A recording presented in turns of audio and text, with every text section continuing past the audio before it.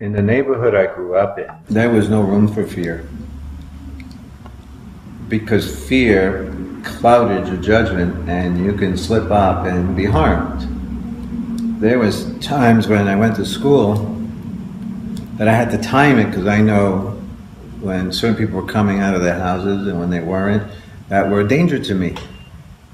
There was certain ways I used to have to walk to school to make sure I didn't come across, and sometimes I'd run into it and I'd have to be able to react quickly. And if I was in fear, it would have clouded my judgment, my ability to respond in the moment. So thank goodness there was fear didn't block me, because I wouldn't have been able to survive in an environment like that. So I grew up thinking I was fearless. That was crazy. I took great pride in it. Thought I had balls of brass. Did all kinds of crazy things as I lived there and progressed on into my teen years. I really thought I was fearless. And not realizing that I was given the gift of not having to experience too much fear so I could survive and get through that period of my life, as so many people in those areas were given the same gift. A little relief and fear.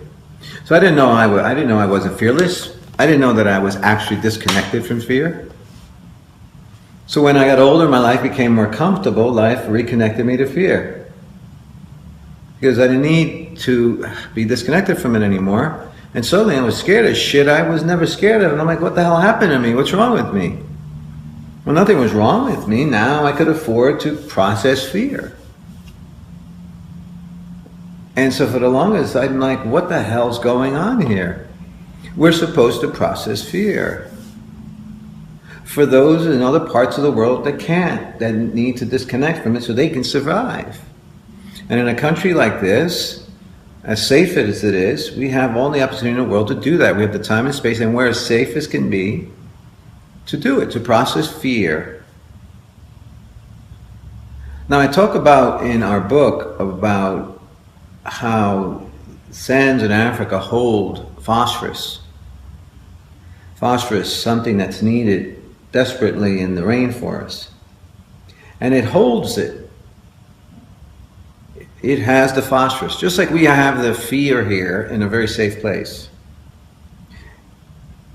And the ecosystem processes it. So it goes up into the sky, travels across to the other side of the world, and gets dropped into the rainforest that's in so desperate need of this phosphorus.